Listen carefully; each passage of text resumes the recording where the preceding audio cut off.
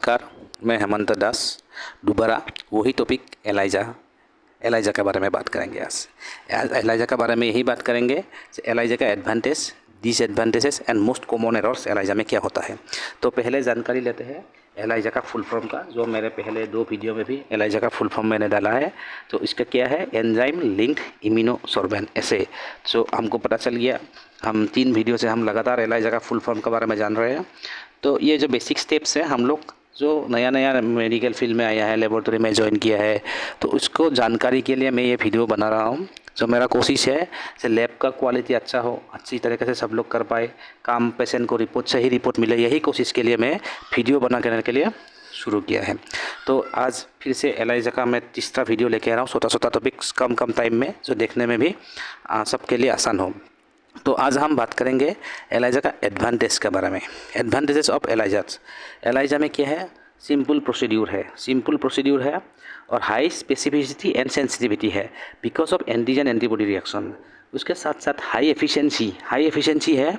उसके बाद क्योंकि उस पर कॉम्प्लिकेटेड सैम्पल ट्रीटमेंट नहीं है, इसलिए उसके बाद 96 टेस्ट एक ही साथ में कर सकता है। आप अगर कोई भी लैब में 96 टेस्ट आ गया एक ही साथ में कर दिया, तो क्या हो गया, टाइम भी सेव हो गया और कॉस्टिंग भी कम हो गया। तो इसलिए एलाइजा को कॉस्ट इफेक्टिव मेथड भी बोला जाता है। टाइम भी सेव होता है, 96 टेस्ट करने से 96 लोगों का टेस्ट हो गया, तो इसमें टाइम भी सेव हुआ और 3 आवर के अंदर में ही हो गया। तो रिएजेंट्स का प्राइस भी कम है, रिएजेंट का प्राइस चीप है।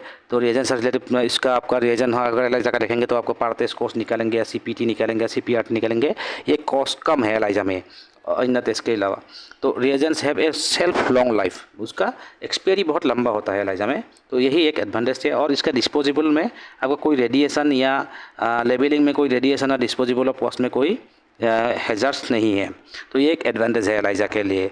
उसके साथ साथ अभी बात करेंगे हम लोग डिसएडवांटेज के बारे में। डिसएडवांटेज क्या है, तो एलाइजा का disadvantage, result may not be absolute, आपका रिजल्ट सही नहीं भी हो सकता है। एंटीबॉडी मस्ट बी अवेलेबल, आपका जो सैंपल लेगा उसमें एंटीबॉडी एंटीजन रिएक्शन, तो एंटीबॉडी होना ही पड़ेगा, तभी आपको डिटेक्ट करेगा। कॉन्सेंट्रेशन क्लियर नहीं है, कॉन्सेंट्रेशन इज़ नॉट क्लियर, मतलब क्लियर नहीं होता है कॉन्सेंट्रेशन के बारे में। तो फॉल्स पॉजिटिव आपका आ सकता है, फॉल्स पॉजिटिव भी होता है और फॉल्स नेगेटिव होने का भी चांस होता है। एलाइजा में फॉल्स पॉजिटिव होने का भी चांस होता है, फॉल्स नेगेटिव होने का भी चांस होता है। उसके साथ साथ आपको एक एक्सपीरियंस्ड एंड ट्रेन पर्सन चाहिए एलाइजा करने के लिए, जिसका पिपेटिंग अच्छा हो। जो लोग हर रोज़ कर रहा है, बहुत साल से कर रहा है, उसका कोई प्रॉब्लम नहीं है। नया लोग आएगा तो इसमें थोड़ा दिक्कत होता है, नया लोगों का एलाइजा को स्टेप समझने में, कैसे करने में दिक्कत होता है, इसलिए एलाइजा में नया लोगों के लिए थोड़ा रिस्की भी होता है। उसके साथ साथ हम बात करें कॉमन एरर्स क्या है। एलाइजा में कॉमन एरर्स क्या है, इनसफिशिएंट प्लेट वाशिंग, अगर प्लेट वाशिंग आपका अच्छा से नहीं हुआ तो आपका इशू हो सकता है। कॉन्जुगेट का ओवर सैचुरेटिंग हो गया तो वेल्स में, तो वो भी एक इशू हो सकता है। स्टैंडर्ड कप का रेंज कभी आप करने के बाद हाई होता है, अगर जो एलाइजा स्टैंडर्ड कप में बैठाता है, तो कभी स्टैंडर्ड कप का रेंज आपका या आपका एब्जॉर्बेंस जो होता है उसका रेंज नहीं मैच होता है, तो फिर से दोबारा करना पड़ता है। इसमें मतलब डिसएडवांटेजेस ये सब कॉमन एरर्स है। उसके साथ साथ too much detection buffer add करने से भी कभी प्रॉब्लम होता है। और आपका स्टॉप सोल्यूशन देने के बाद भी अगर आपका रिएक्शन स्टॉप नहीं हुआ एप्रोप्रिएट टाइम में, वो भी एक इशू हो सकता है, आपका रिजल्ट का, पेशेंट का रिजल्ट में गलती हो सकता है। इसलिए एक एक्सपर्ट आदमी होना बहुत ज़रूरी है, अच्छा से करना ज़रूरी है, अच्छा वॉशिंग होना ज़रूरी है, ये सब कुछ कॉमन एरर है। और ये एलाइजा को अच्छा से करने के लिए तो आपको ये एक एक्सपर्ट आदमी बहुत ही ज़रूरी है।